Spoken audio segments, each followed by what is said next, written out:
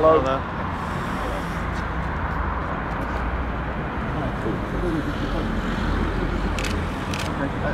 What would you like to say in following the sentencing today?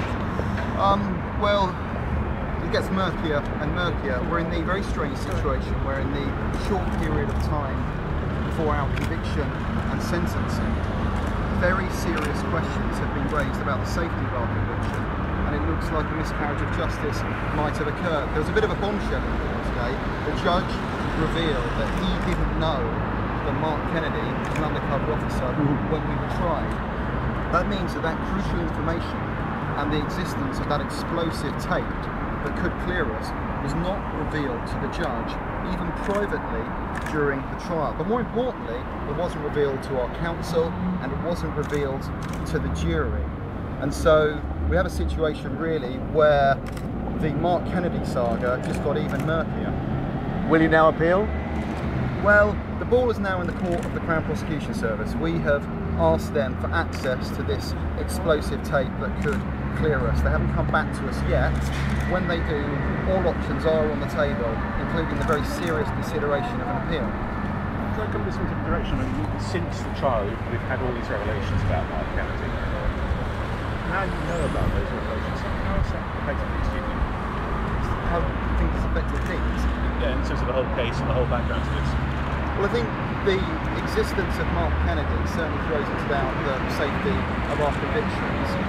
But just as importantly, I think, it shines a light on the very murky world of undercover police infiltration of protest movements. We heard the judge say today that we were acting from the highest of motives and called us useful citizens in a democracy. Mark Kennedy and the entire undercover police network, which cost millions of pounds, was directed at infiltrating peaceful protest movements that pose no threat to society. In fact, our aim is to try to improve society by fighting the great threat that we all face, which is climate change.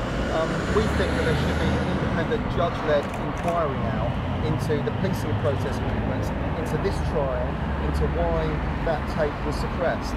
And I would say that senior officers, both in Nottingham and in London, now have to answer a very simple question. What did they know and when did they know it?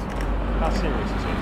I don't think it gets more serious than a possible miscarriage of justice, where a tape that could have cleared defendants was suppressed, both from the judge, who now knows, and from the jury. And we're in a strange situation now. We never reported that. Where it appears that the only people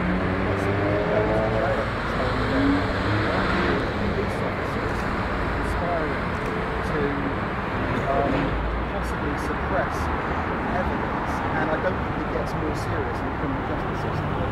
Can I ask what your thoughts are about Mark Kennedy now? Somebody you've known a long time and has, of course, over the weekend come out with his side of the story. What are your feelings now?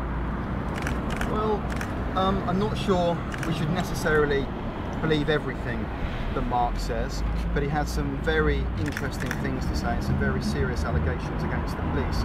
Most importantly, it's very clear that the police suppressed evidence in the Ratcliffe trial, and that could possibly have led to a miscarriage of justice. As for everything else that he said, some of it's true, some of it's not true.